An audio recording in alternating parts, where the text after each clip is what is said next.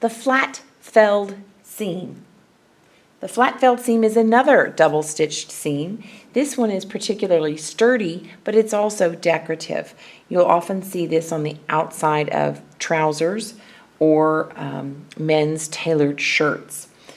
So you're going to want to cut your sample in half lengthwise again.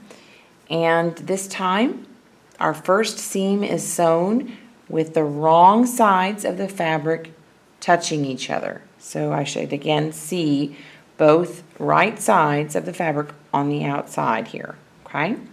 We're going to sew a 5/8 of an inch seam allowance, just like the very first stitch we did. Okay? So starting in from the edge, I'll go backward first, and then just sew an even 5/8 of an inch seam down the length of your sample.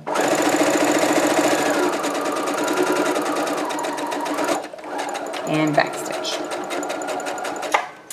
All right, raise your needle up to its highest position, raise the presser foot, pull off your sample, snip your threads, both ends.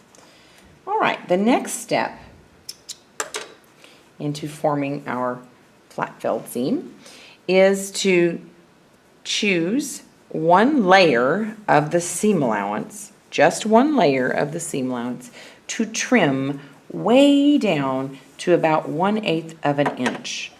Or if you're not comfortable making that guesstimate, if you will simply cut this in half.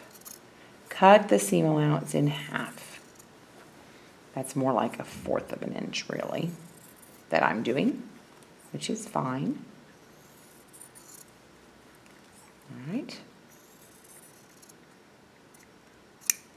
Make sure you're using fabric scissors, otherwise you'll really struggle. Okay, so now I have my seam allowances. They're on the outside of my sample, which is where they're supposed to be. And I want to do the next step at the ironing board. Again, I'll be demonstrating it here in the classroom.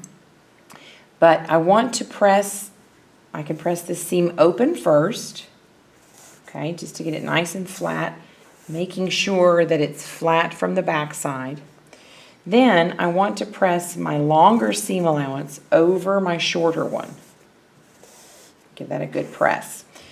The next step, now this is, if you're doing this at the iron, it will get hot, so you might have to take a little break in between these steps so you don't burn your fingertips. But the next step is to fold my longer seam allowance basically around my shorter seam allowance. Okay? Fold it around. Give it a good press. Again, if we were working with something other than cotton, we might need to use some pins because it would want to creep apart and be really difficult. Now, with this fabric that I chose, it's going to be difficult for you to see where I'm sewing. But at this point, I need to attach this folded edge to this side of the garment or sample, and I'm going to stitch along this fold through all those layers.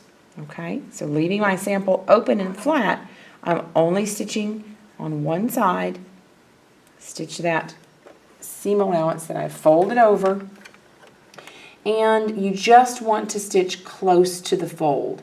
So with your needle in the left position, you're going to need to position your sample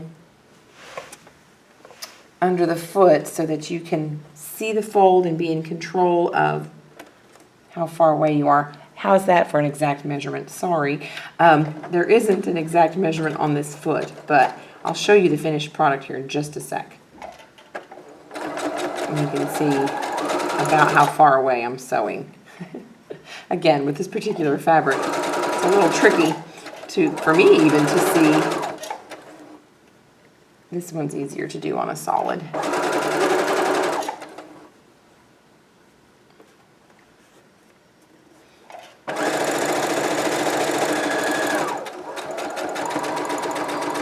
Okay, back stitch at the end, a few stitches, Raise your presser, not your presser foot, raise your needle. Now raise your presser foot. Take your sample off, snip your threads. Snip your threads. All right, so hopefully you can see that here's the original seam line, and now here is the fold that I pressed and the row of stitching holding that in place. So from the outside you see 2 rows of stitching. On the back you see the original seam line plus what we call the top stitching that we did through there. Make sense? All right, that is the flat felled seam.